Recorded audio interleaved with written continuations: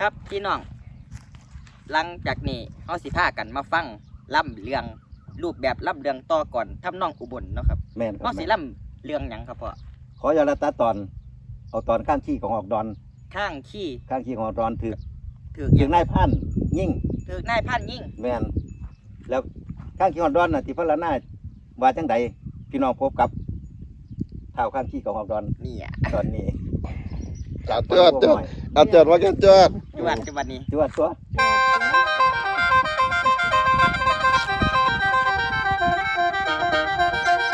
ดอกแต่นางไอ้หน่อยเห็นกระหอกโตงามง่อยควันจับอยู่ถึงฝ่ายใหม่นางเลยไปจาตานพระบิดาผู้เป็นพ่อนางอย่างไรกระหอกหน่อยมาไว้อยู่ดอมว่าซั่น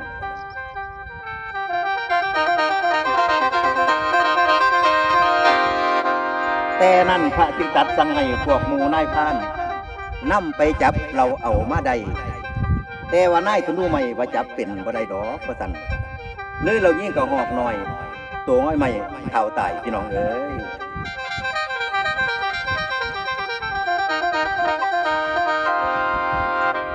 เหลือวันนี้มาบ่เอ้ยละทวนครั้งที่ดินเราดินดาวเจ้าที่ตายอกเอ๋ยมีแต่วายไว้อุกตุกต้นดอกคนอ่อง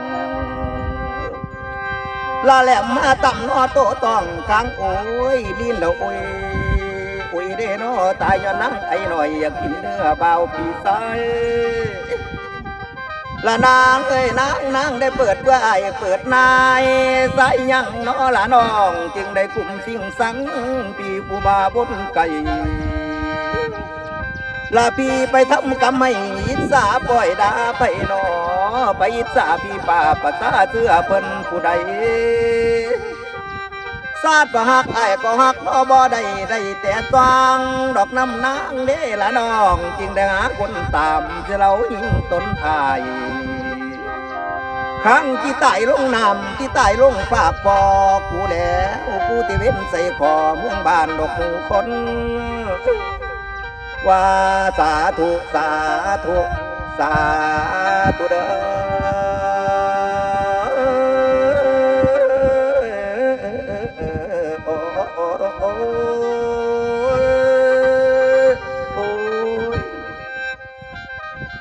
เหลือวันนี้คอยสิ้นกระหอกหน่อยได้80,000 เกียนนี่แล้วคนมากินบทเมืองสู่คนในเต็มทองให้มันกว้างกันทอนที่ตายลงขาปอกูแล้วกูที่เว้นใจขอเว้เมืองบ้านแม่นหมู่คนแม่นหมู่คนโอ้ยนะโอ้ย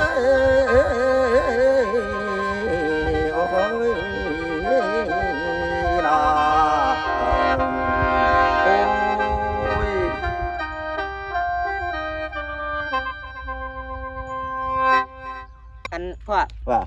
นิทานนี่มันตอนนี้มันเป็นจากนิทานเดียวครับ พระแดงนางไอ้ โอ้พระแดงนางไอ้ เกิดพ่อท่านแม่นบ่โอ้แต่เราเกิดพ่อท่านน้อ ว่าจะเกิดทับ ว่าเกิดท่านว่า พ่อท่านนี่ตัวแต่ที่จะเป็นพระแดงเด้อ มีตีพระเอกเนี่ นี่ ย แหละพระเอกอ่ะ เอาเรา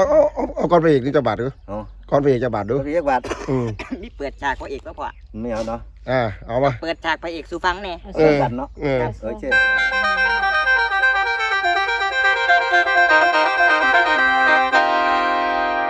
เหลือวันนี้มาที่จากก้าวเรื่องเมืองใหญ่ป่าพงนี่แล้ว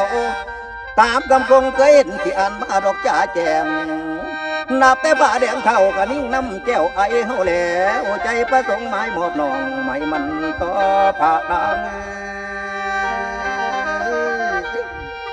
ละในใจพี่มันรถเป็นกระดังทั้งไปพี่ป่าแดงนี่แล้วมักทั้งหลายเอาแห้งไม่ไอคำที่น้ำปองแต่ว่าทั้งเมืองน้องเจ้าบุญบังไฟแกงแต่ว่าพ่อของนางสั่งมาเสยเบิดแยนไว้ทางอายบ่ใจบ้าบ่ใจมา